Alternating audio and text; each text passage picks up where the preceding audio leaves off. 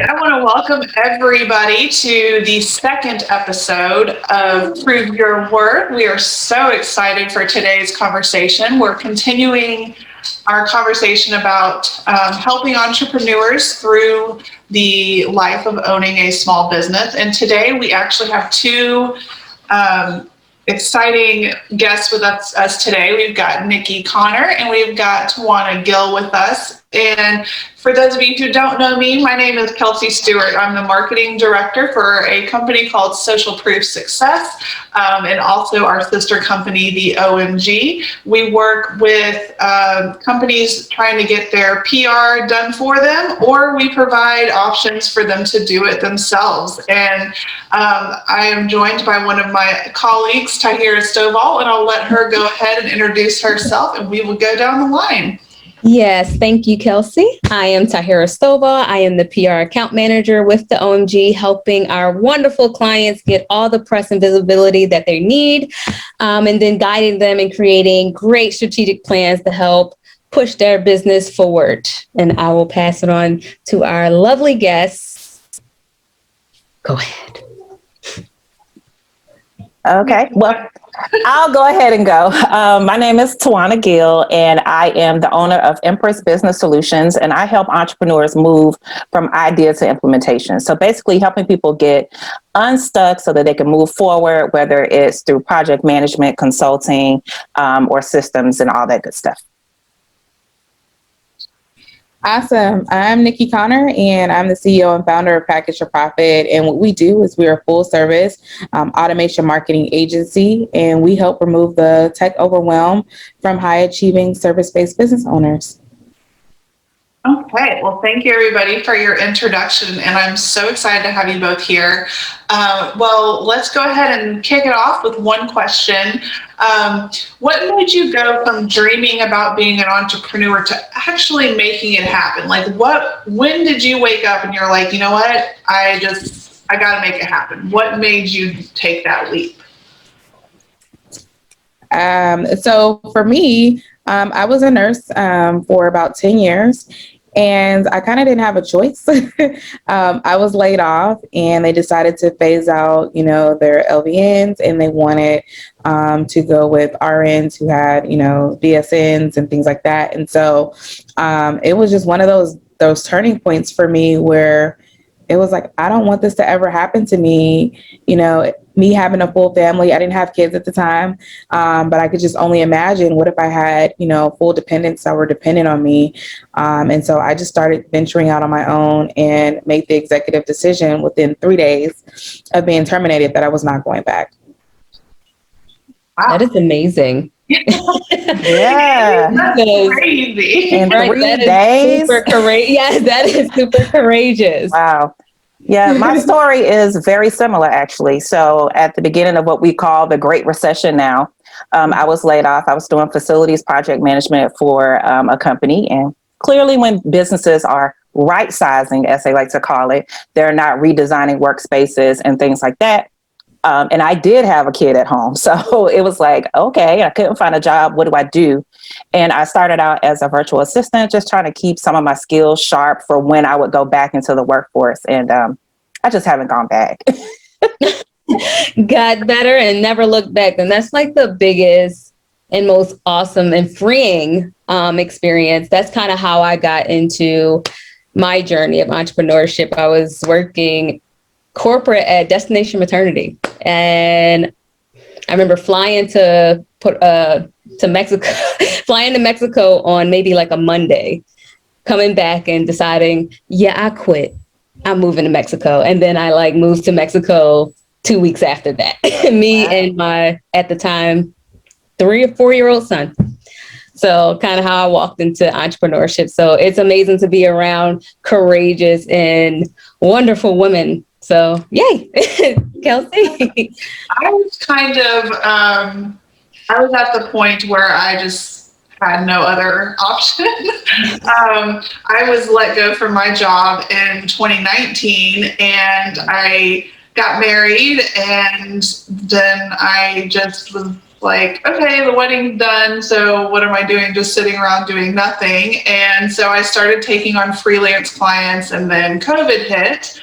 And then I was like, well, I'm going to just hang on to these people as long as they're willing to pay me for doing marketing services for them. And I've always knew that I wanted to be an entrepreneur, but it kind of just happened because I was like, why not? You know, I'm stuck at home. I might as well make something of it. And so that was my journey. It was kind of just thrust upon me quicker than I expected. But I think it's great that everybody has their own unique story. And I think that's a way that we can show other people that, no, you may not have the same story as this person or this person, but this person, you know, was kind of in your same situation. And so anybody can do it.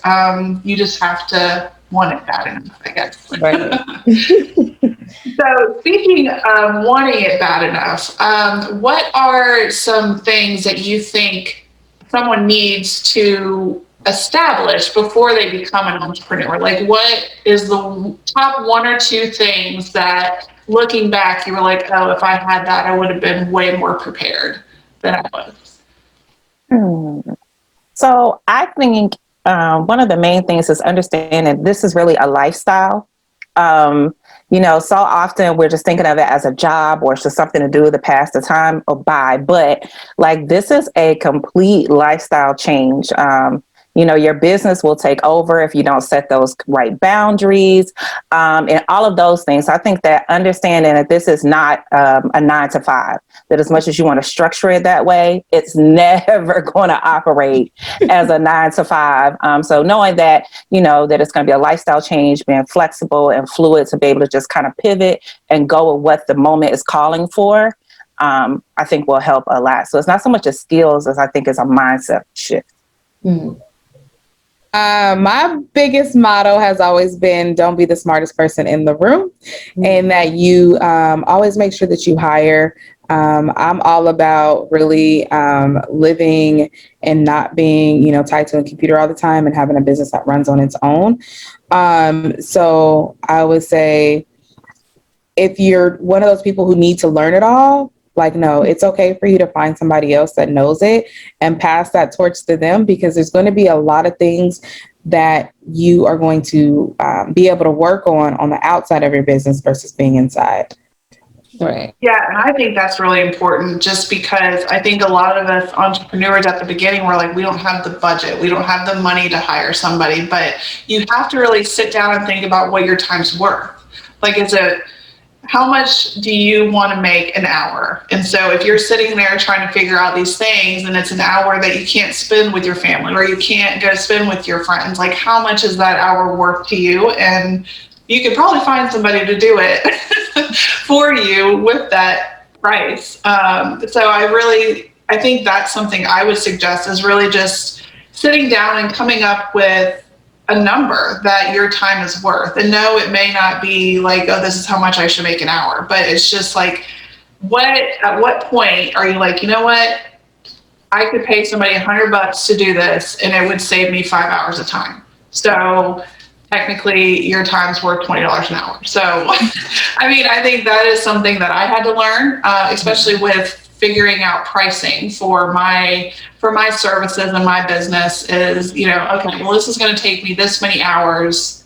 How much is it worth to me to do that for this person? So I think that's another thing that they should have. What do you think, Tyhira? Yeah, I was actually about to actually piggyback off of what Twanna said. And really one of the things, kind of, Kelsey, I've been kind of bouncing this idea off of you, and during the week of structure, is that was something that I had to check myself on, that I had mentors check me on, and that I'm like just monitoring myself on, is like developing that kind of structure, and that starts with that mindset that, oh, can y'all hear me? Yeah, that's good. Yeah, my mindset has to be focused and kind of on the idea that I want this. this is what I want to do. And in order for me to have that time spent where I can have that freedom to hang out with my son and live my life by design, I have to have structure first to know, like, all right, if I can't make it a 9 to 5, but if I'm working this amount of hours, I'm sitting at my computer and I'm working and I'm focused and I'm giving it my 100% there. So that way I can give my 100% and here I can give my 100% as a mother, and I can give my 100% as a wife and everything else I have going on. So those are my thoughts. It might be a crazy idea that can be obtained because sometimes I know it's not always attainable to have the same kind of structure, but just to have the basis of it and the foundation of it, it's so important in any entrepreneurship journey, I have learned. So, yeah, I don't think that is unattainable. What I like to tell people oftentimes is it's a good idea to try to define what success is or define what balance is every day. You know, as we are wearing all these different hats, like what was successful yesterday, like I might be an amazing mom today, but I may not be showing up, 100% in this business today because I'm, showing up at PTA meetings or band things or whatever. But then the next day when I'm all into my business, then we might have to eat some takeout for dinner. You know what I'm saying? right. It's okay. It's like giving yourself that grace when you define what success is going to be for that day. So also that as well is allowing yourself grace. Cause I think just yesterday it was like 2 or 3 things I was like, oh, I wanted to get that done, in my allotted time, and I didn't get it done. But then at the end of the night, I had to remind myself, like, and I guess that being an at-home entrepreneur, those lines get blurred, that my home life, my work life, everything is getting blurred often. But then giving yourself that grace at the end of the night, like I cannot carry this weight into the next day. I have to give myself that grace at the end of the day and know that I gave my 100%, whatever my 100% was for that day, to everything that I have, giving myself grace to let it go. And then when I wake up in the morning, restarting and let's pick it up again.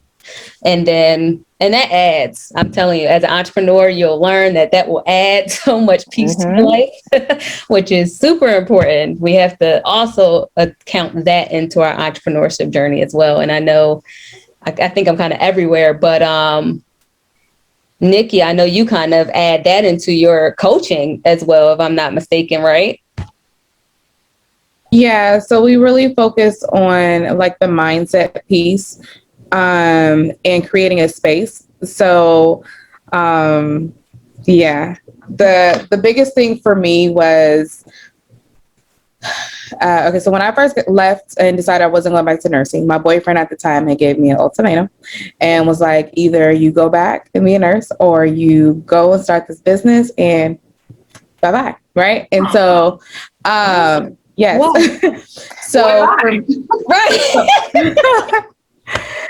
So, so for me, I left, I was in the city, didn't have any family, sleeping in the car, and launched my business from there. And so when I decided to do automation, I decided to create a specific space for clients where they can have a space to overcome those roadblocks, overcome those mindset shifts that happen, right? Because I didn't have that. And I know what it's like to have nobody.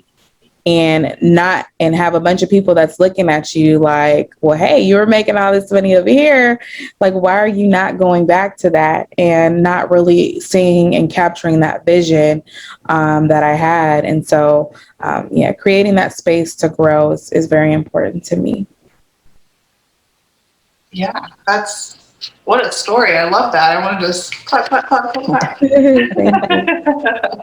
Well, since you brought up automation, I know both of you are kind of in the automation space as far as picking up some different tools and softwares and things like that can help entrepreneurs. So what are some of the top processes or tools that entrepreneurs can use to help with the automation of their business? I'll go. So some of the top tools that we use is, it varies, right? So it depends on what type of business you have, of course.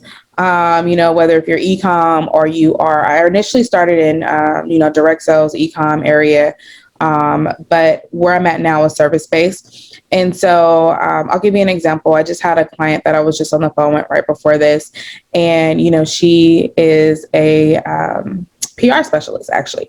And so one of the things I was talking to her about is automating her PR agency. And so ways that she can do that is, automating the creation of Google headquarters drive. So whenever a client onboards, they have their own Google headquarters drive that have their own folders that they need to upload their creatives to. And it's just created on automation. You can use Asana for the place of where that headquarters folder is automated. So you need a project management. You need a place of where you can keep your creatives depending on what your business is. And then you also need a space to where you actually create and accept payments. And I use Entreport. I love Entreport. And that's what I use for setting up systems. But, if, there's Kajabi, there's, many other different systems out there that you can actually use.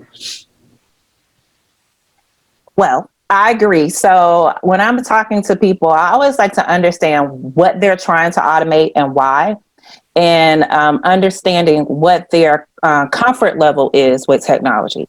Because if you give someone something that is too technical or whatever, it's going to be the shiny object that they pay for and they never use it. So making sure that it's something that's comfortable. But I'm a big Asana person, so I'm always about, there always needs to be a project management system. There always has to be a place to collect tasks or manage what's going on, whether it's for clients or within your business or both. I think that having a bookkeeping system is extremely important because we want to make sure our finances are always together. So you can always connect your accounts to those things, and then you can kind of set up different automations where it knows how to classify certain charges. And so that makes it easier when it's tax time. I think having a CRM system is important. I'm not a big fan of all-in-one systems. I keep trying to love them, but I just don't. And then, having a place for contracts. I agree with collecting payments. And there was another one that came to mind, and it just left me. Oh, well, it'll come back. But I think understanding exactly what it is that you need, understanding what those time sucks are in your business, where the productivity gaps lie, is probably the places where you want to start doing the automating. So what CRM systems do you suggest? So right now I use ActiveCampaign as a CRM and as an email marketing system, just because it does both of I think it does those two things really well. Mm-hmm. I keep trying to love the big ones, the Infusionsoft and things like that. But really for smaller businesses, I think that they are a little overwhelming, and they cost a little bit too much for most people's budgets. I think that you can also use sometimes even some scheduling systems. That's what it was. Scheduling systems, right? Get people on your calendar, automate that. Sometimes you can connect those to other systems where it kind of works as a way for you to have your automated Rolodex. So I think that understanding what it is you want to do with your customer relationship management system will help you determine which one actually works best. I'm so happy that you broke down with CRM. I'm sorry, I might just be... No, listen, there's going to be somebody else that says the same thing. I'm a part of that small group that's like, all right, CRM, I know what it does, but and I had a question. So this might be a crazy question and probably a stupid question, but do you believe that all business models can be automated? Or is it some businesses that you think can be left out? I know, my dad had like a more word of mouth family kind of I tell this person that's how he normally does business. And I was like, hey, you should find a way to automate this, and he was like, no, it takes away from the essence of it. Like, what kind of advice would you give some of those people who've been in business and they do the old school style of business, if they're like kind of hesitant towards moving to automation? And even if is it possible is really the question. I always say automation actually just enhances the experience. So I actually have a brick and mortar business who They're the same way. But they have courses, like people have to come in and physically do courses. And then when COVID hit and they couldn't have that, then they're like scrambling, trying to make it happen. And so having an automated experience for the client, even if they're coming in person, makes it easy to pivot when things like COVID happen, because all of your stuff is already online and all you got to do is put up your courses that people are taking in person online, and it's easy to do so. And it's just an added touch to it. If anything, it directs the personal touch as well. So people can know, like, hey, when somebody signs up for my $10 or, $5,000 course, I want my executive assistant to reach out and say, hey, welcome, right? But if there's no automated approach, she's manually checking the books to say, hey, who signed up, versus just getting an email saying, hey, go ahead and call this person on a distinct day to let them know, hey, we appreciate your business. So.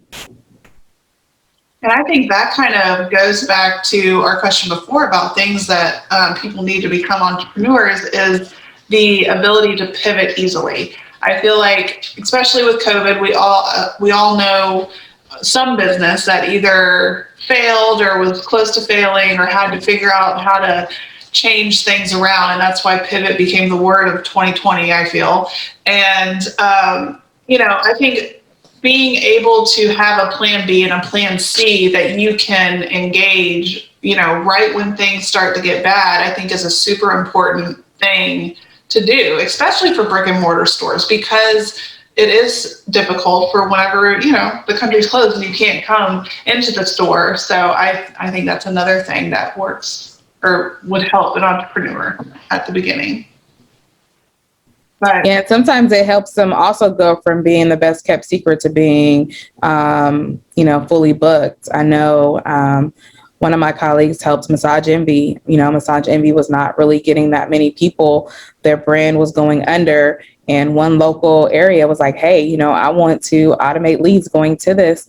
And their phone started blowing up within 2 days. And so sometimes it just directs people to say, hey, I'm still in business. Hey, I'm still here to serve you, and provide a different experience. Yeah, that's great. Well, since our company is all about creating social proof for small businesses, I wanted to hear kind of what you guys do to create social proof for your business. What are some different things that you do for your business? Okay, so I'm going to go and say I'm really bad, right? I am really bad because sometimes I am so caught up in working within my clients' businesses that I forget to stop and toot my own horn about what I've been doing. So that is actually something I have to work on. But when I'm focused on it, I sit down and think about, what do I want people to know about me? What are my services? How can they help them? I do much better with video, as much as I don't like to be on camera so much, but it keeps me from having to be perfect. When you're writing that post or that blog, you're going to go back 50 different times to tweak it. And now it's been 2 weeks. The message is no longer valid anymore. So when I'm focused, getting some videos done, getting them out there. And then I like these type of situations. I like something that's more intimate. It makes me feel more comfortable with just talking and having conversations and getting to know people and letting that word of mouth travel, because that's been super important for my business, is word of mouth. And I mean, as the marketing person, video is actually a lot better than doing the post anyway. So the fact that it helps you out is even better for your brand, that you are going to post a video. Because everybody likes to watch videos. They just, we're scrolling so fast that the thing that catches our attention is something that isn't stagnant and still. So good for you. Yay, me. Know that you are a client of the OMG, so you've got your PR team working on it, but what else do you do internally for social proof? So we actually just created a way that when clients are completely done working with us, we do case studies. So we'll do a live case study. I also one thing, part of our agency, we actually have a branding package where we will completely brand you from the ground up. Before we go to, building your landing pages, we pull everything together. And part of that package, I'm going to ruin the surprise a little bit, but we actually do a photo shoot and a / video shoot. And so a lot of times we will have clients who will give their testimonials during that video shoot and share their experiences. And so we take that and we put that on the site. And that's, pretty much ways that we do it. That is perfect. Talking about like double downing on like content, which is amazing. Should always, even Twanna, using those videos and taking small clips of things you might record early in the week or things you might record later on and just putting that on your social, and maybe even, just a tip right there about social media, utilizing those, Kelsey, help me. What are those called? Highlights. Utilizing your highlights as to-dos, tutorials, client case studies, and just kind of outlining and using that. Because I know me, as of right now, I deleted all my social media because I was like, nope, I'm tired. I'm over it. But you really can't. As an entrepreneur, you have to always show up sometimes. But utilizing your highlights as just ways to like pat yourself on the back, even when you can't even keep up with all that information. I'm gonna do better. I also have one person that is assigned to keep track of like the income that our clients are making. And since we launched, oh my God, it'll be a year and 5 weeks since we actually launched the agency sector, and we've already crossed over 750,000 earned in clients. So we just really pay attention to how much they're actually generating, increasing with their revenue. And so good for you. Their launches. Yeah. Good for you. So it seems you made the right decision. Yes. Yeah, I know. I know with the OMG and Social Proof Success, we are all into social media. We do we're posting at least once a day and doing all the videos, and the owner of our company goes live, and, we do all that kind of stuff. But I think on top of that, you have to get the testimonials. And that's why I wanted to say to you, Nikki, is that the fact that you're taking the opportunity that the person is in front of you to be like, hey, give me a testimonial.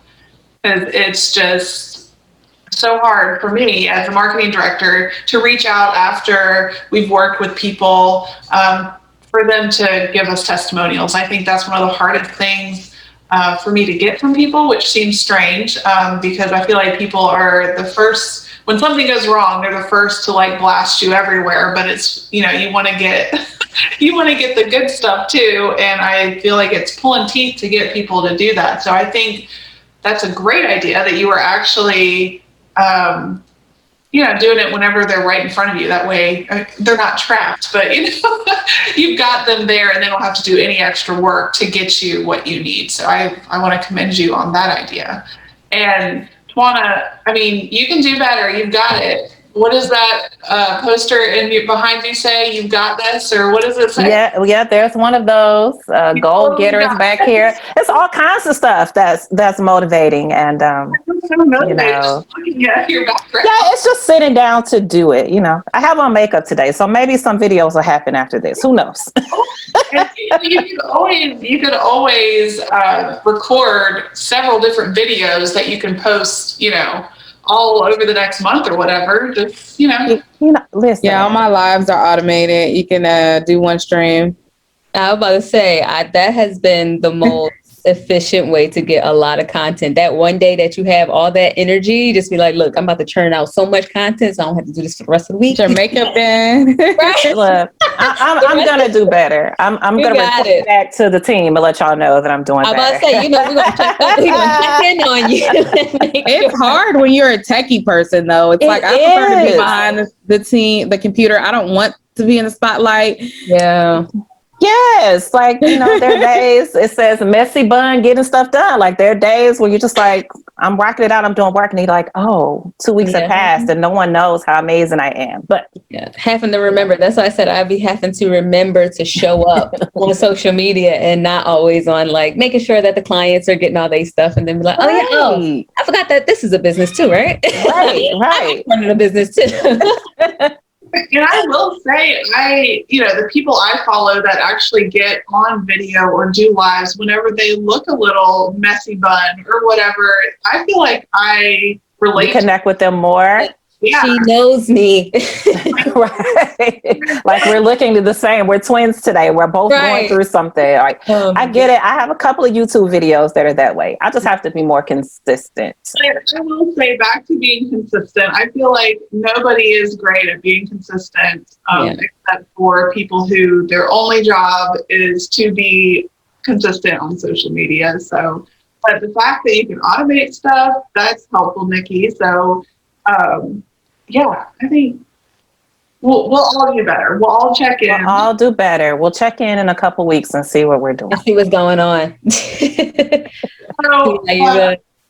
We'll say at the end of our podcast each time, we kind of want to give little shout outs to other small businesses that we are either really happy with the product or service we got from them, or we're just like creeping on social, loving what they're doing.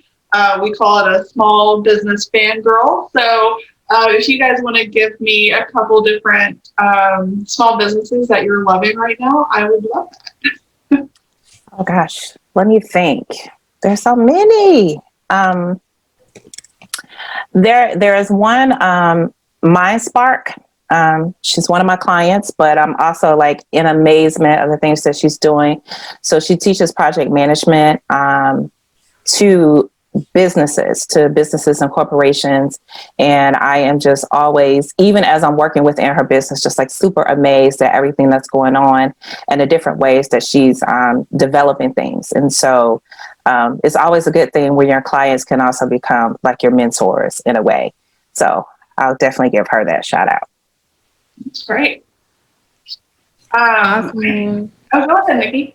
Oh, I was going to say the business that I would love to give a shout out to is we have a client. Her name is Renee.